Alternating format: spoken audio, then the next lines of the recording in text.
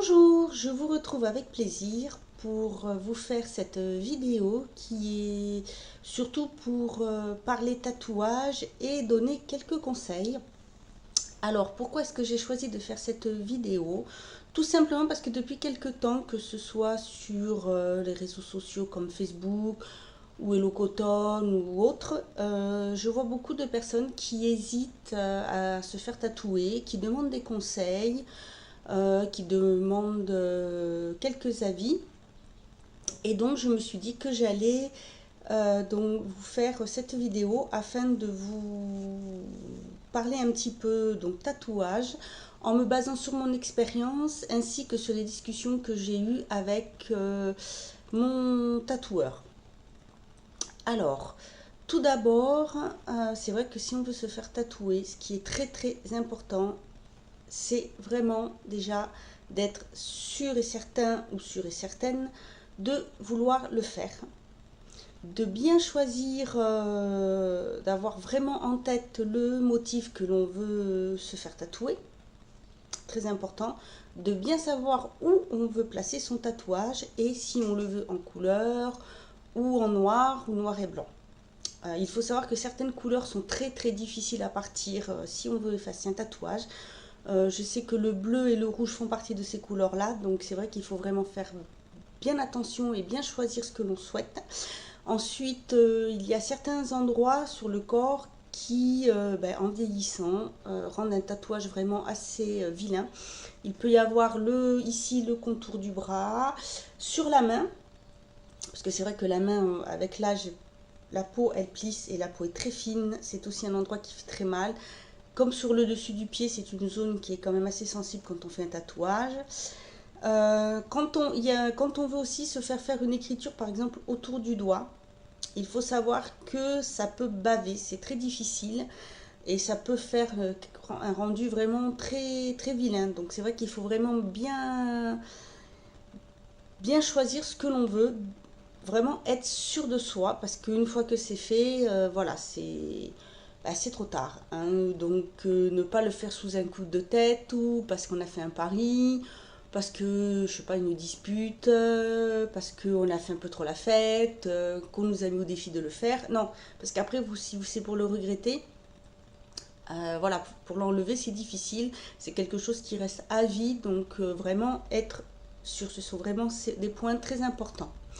Ensuite, il faut bien choisir son tatoueur. Ça aussi, c'est quelque chose de très très important parce qu'il y a beaucoup de tatoueurs qui le font vraiment comme ça, sans déjà au niveau hygiène, ce n'est même pas la peine. Et il faut savoir que comme que un tatouage, ça fait saigner puisque ça pique la peau. Donc il faut que l'hygiène soit irréprochable parce qu'on peut attraper des infections, maladies ou autres. Il faut vraiment quelque chose de très très propre, que tout soit usage unique, que le tatoueur vous désinfecte devant vous, montre comment, enfin, sorte l'aiguille de son plastique, vous montre l'endroit où il le jette. Il faut vraiment que ça soit irréprochable. Donc c'est vrai que ça peut être bien si c'est en bouche à oreille. Des fois, il y a quelques émissions qui ont répertorié certains tatoueurs. Moi, je sais que dans ma région, il y en a un qui est très très connu.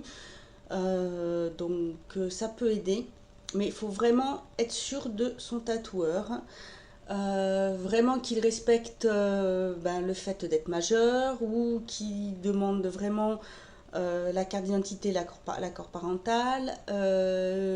Si jamais il vous refuse de faire votre tatouage en plein été parce qu'il fait très chaud, c'est normal, parce que vous ne pouvez pas vous mettre au soleil, sinon c'est un risque d'attraper des infections. Donc vraiment avoir un bon tatoueur qui va savoir vous conseiller, vous dire si c'est possible de faire tel ou tel motif, si c'est mieux dans tel sens ou dans tel sens, si telle ou telle couleur ça va aller. Faut vraiment bien choisir et bien respecter ces conditions. Donc moi personnellement, je sais que j'ai commencé à parler de vouloir me faire un tatouage, je devais avoir 14-16 ans il me semble. J'ai une peau très fine, j'ai une peau de bébé qui réagit, qui marque très facilement. Donc j'ai vraiment mis, déjà j'ai attendu d'être majeure. Ensuite j'ai vraiment attendu d'avoir comment, des échos sur des bons tatoueurs. Et en 2002, oui c'est ça, en 2002, j'ai une collègue de travail qui est allée chez un tatoueur, qui d'abord est allée se faire un piercing et qui en a parlé en bien, point de vue hygiène, tout ça. Ensuite, elle est allée se faire tatouer. J'ai deux autres collègues qui sont allés et en discutant avec une cliente qui aussi me parlait qui demandait un conseil et ce qu'on pensait aussi des tatouages, m'a dit qu'elle avait enfin pris rendez-vous chez un tatoueur parce qu'elle en avait beaucoup entendu parler, qu'elle en avait parlé avec un ami médecin qui justement euh, connaissait ce tatoueur, qui en avait entendu parler, qui avait vu son travail et qui pouvait dire qu'à 100%, point de vue hygiène, il était irréprochable, lui. Voilà, qui suivait vraiment bien le protocole, donc aucun souci. Et ben, quand elle m'a donné le nom du tatoueur, je me suis dit, ah bah tiens, c'est celui où étaient allés mes collègues. Donc, je me suis décidée à prendre rendez-vous. Comment ça s'est passé? Le premier rendez-vous, je suis allée pour voir avec lui et comme pour discuter, discuter avec lui, voir comment ça allait se passer, voir un peu les tarifs, voir les types de couleurs que je voulais, ce que je voulais, lui montrer un dessin de ce que je voulais. Donc il m'a tout bien expliqué, je lui ai montré où je voulais faire ce tatouage, donc je voulais le faire sur ma cheville mais autour de la malléole, donc autour de l'os. Il a regardé et malheureusement j'ai une veine qui passe à cet endroit-là, mais qu'une veine qui est très voyante et qui des fois gonfle. Donc il m'a dit non, je ne pourrais pas le faire à cet endroit-là parce qu'il y a un risque que je puisse toucher la veine. Donc il m'a montré où pour le faire, il a positionné un peu le dessin pour que je voie le rendu. Il m'a refait le dessin en me disant ça c'est plus joli en rendu en tatouage, vaut mieux le faire comme ci, comme ça, les couleurs plutôt dans ce style-là. Très très bien. Et nous avons pris donc rendez-vous pour le faire. Et j'ai pu constater son professionnalisme parce que pendant que j'étais là, un monsieur est rentré. Et je m'en souviens très bien parce que c'est vrai que la réaction, quand il est rentré, ma réaction, je me suis dit, oula, il a un peu trop fait la fête. Il avait l'air vraiment éméché et voilà, il voulait faire le tatouage, il savait pas trop quoi, ni quel endroit, mélanger tel ou tel et tel style, telle couleur ou autre. Et là, le tatoueur lui a dit, écoutez, quand vous saurez vraiment ce que vous voulez, revenez me voir. Mais là, non, je ne prends pas rendez-vous avec vous. Je veux vraiment être sûre que vous sachiez ce que vous voulez. Et moi, ça, j'ai trouvé ça très bien, très professionnaliste. Donc voilà, c'était vraiment un très bon point. Alors, quand j'ai donc pris rendez-vous avec lui, le jour où je suis venue, voilà comment ça s'est passé. Donc, j'étais un tout petit peu en avance, donc il a fini avec sa cliente, je ne sais plus. J'ai attendu, une fois qu'il a fini, je suis rentrée dans la pièce où il allait donc procéder au tatouage. Il a devant moi désinfecté la table où j'allais m'installer, il a remis un papier, vraiment un papier propre, il m'a fait m'installer, il a désinfecté ses mains, il a mis des gants, ensuite il a pris le dessin qu'il a appliqué sur ma jambe de façon à ce que ça fasse comme un décalco pour que le motif se marque sur ma cheville et afin de pouvoir après procéder au tatouage. Ensuite, il m'a montré la boîte où il allait jeter l'aiguille, l'appareil, il l'a désinfecté devant moi. Il m'a montré les pigments, les petits pots où il versait les pigments dedans parce qu'il ne trempe pas dans le pot à pigments à chaque fois. Il prend des pots pour chaque personne.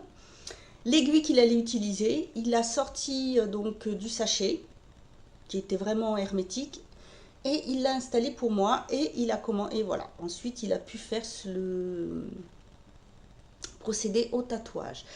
Alors, comment se présente l'appareil? Alors, moi, je dirais que ça ressemble à un gros stylo. Ça peut avoir un peu l'apparence un peu comme les ponceuses pour les prothésistes ongulaires. Mais bon, je vais vous montrer deux types d'appareils en photo par là ou que je vais faire glisser.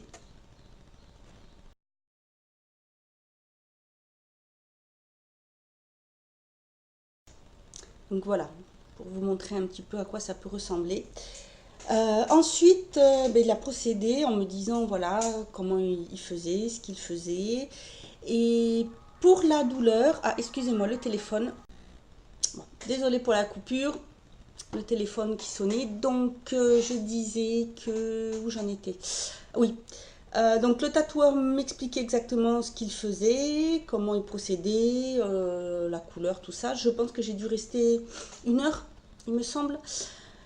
Pour la douleur, alors, moi, les aiguilles, je n'aime pas ça du tout. C'est un truc, c'est... Non, j'ai horreur de ça. Donc, pour moi, une simple piqûre, c'est comme si c'était horrible. Pourtant, je suis assez forte à la douleur. Mais ça, pour les piqûres, c'est plus fort que moi. Mais là, en fait, la sensation que j'ai eu l'impression que l'on m'épilait avec plusieurs appareils électriques, c'est-à-dire les appareils type Silk Epil, Epiledi. Ça m'a donné vraiment cette sensation-là. Et en fait, bon, ça a été, hein, c'était pas insupportable du tout. Ça a été très bien, j'ai pas souffert. Voilà, j'ai juste eu cette sensation-là pour cette première expérience. Donc voilà. Une fois que le tatouage a été fait, il a nettoyé. Il m'a mis de la crème type cicatrine, un papier cello fan dessus, tout autour. Alors bien sûr, interdit d'aller au soleil. Pendant quelques jours, éviter de prendre, enfin de mettre de l'eau dessus. Donc en prenant sa douche, il fallait mettre le protégé. Mettre de la crème, donc type soit cicatrice, soit vaseline, soit cold cream dessus.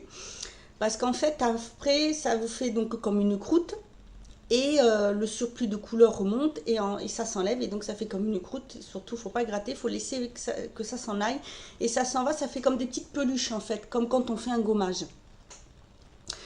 Ensuite, on a repris un rendez-vous pour que je vienne lui montrer parce qu'il a voulu vraiment suivre. Donc, il a calculé à peu près le temps de cicatrisation. On a pris rendez-vous et un autre rendez-vous après. Donc, j'ai trouvé ça très très bien pour qu'il suive vraiment bien. Et bien sûr, les autres rendez-vous, ils étaient gratuits. J'ai trouvé ça très professionnel, vraiment. Donc j'ai bien suivi ses conseils et je n'ai eu aucun souci. Après le prix, je ne sais plus du tout. Je ne peux pas du tout vous dire combien j'ai dû payer. Je me demande si j'ai pas payé dans les 40 euros, il me semble. À l'époque, donc c'était en 2002, il me semble que j'ai dû payer dans les 40 ou 45 euros. Quelque chose comme ça. Donc je vais vous montrer le tatouage, le premier tatouage que j'ai fait.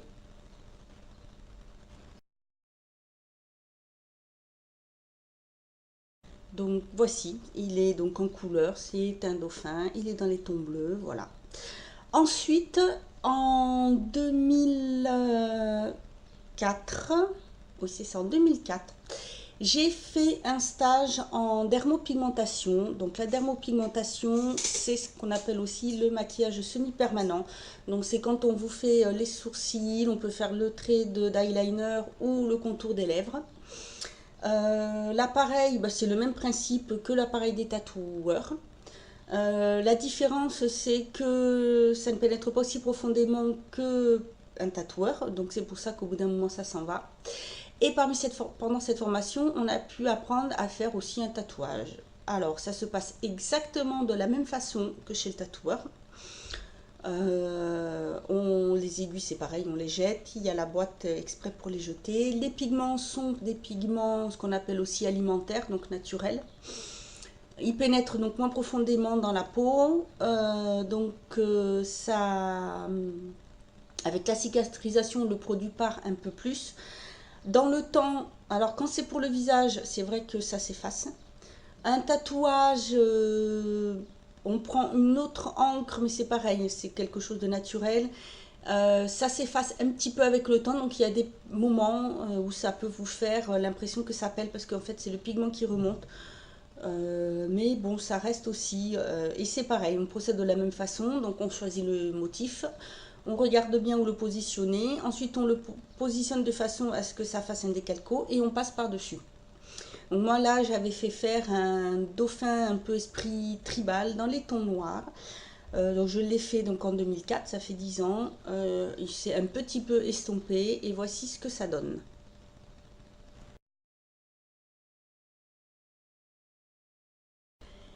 Et pour finir, j'en ai fait un troisième en 2011, il me semble, oui, c'est ça, en 2011. Et là, celui-ci, il est en noir et avec un peu de blanc.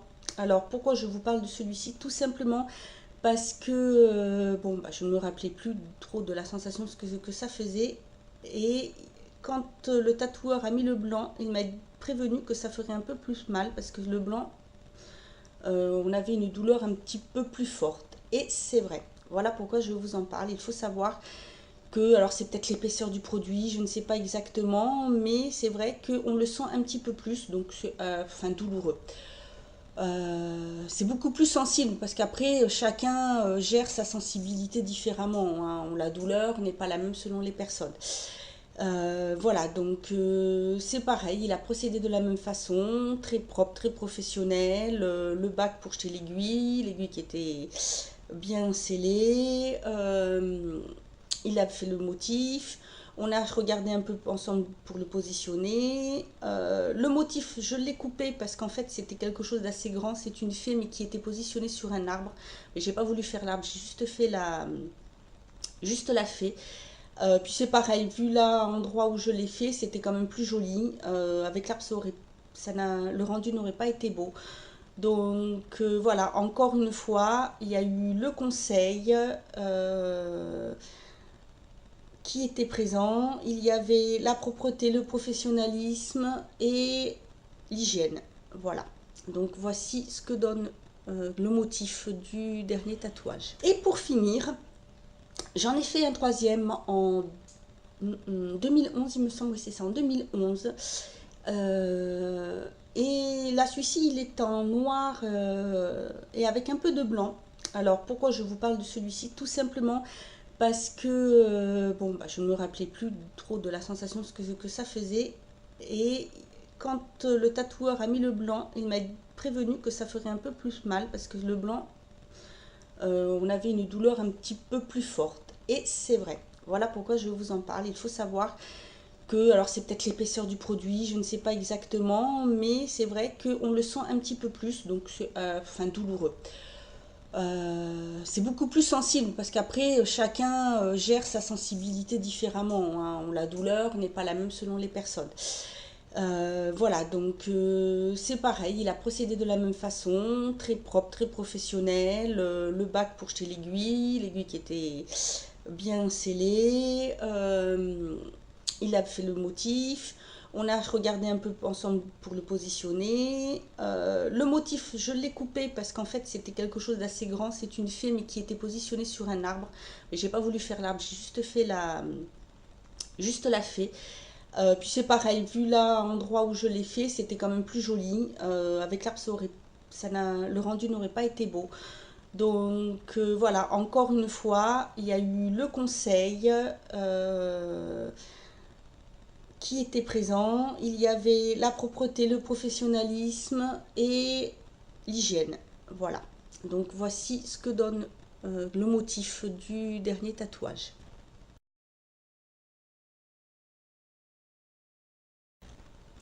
Donc voilà, alors moi les tatouages je ne regrette pas du tout de les avoir faits. Comment dire, maintenant ils font vraiment partie de moi. Donc c'est un peu... Je les oublie si je peux le dire ainsi.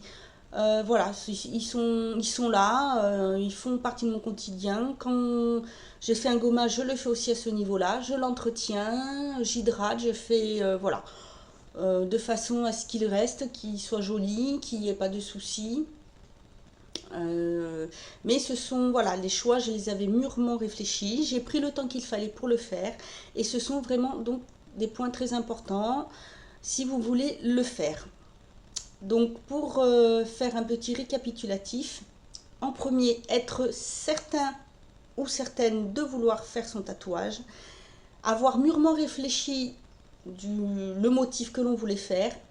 En trois, bien avoir choisi son emplacement. Bien avoir aussi choisi ses couleurs, si on veut qu'il soit coloré ou en noir ou noir et blanc. Et surtout, bien se renseigner sur son tatoueur. Avoir vraiment les infos, on va dire en béton, bien le choisir. Euh, Ensuite, ne pas y aller sur un coup de tête. Si vous êtes mineur, vraiment bien respecter le fait d'avoir l'accord parental. Ça, c'est très important parce que si jamais vous avez un souci, voilà, une infection ou autre, c'est pas bon, mais pas bon du tout. Donc, vraiment bien respecter cela.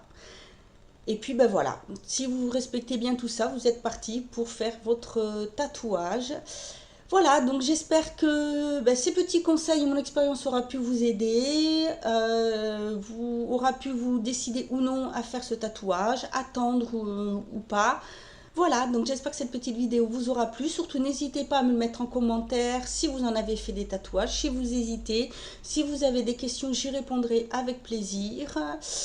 Voilà, donc j'espère, je pense avoir tout dit. Si vous pensez à quelque chose, n'hésitez pas à me poser en commentaire. Voilà, donc j'espère que ça vous aura plu et vous aura aidé. Et je vous dis à bientôt pour une autre vidéo et surtout, prenez soin de vous.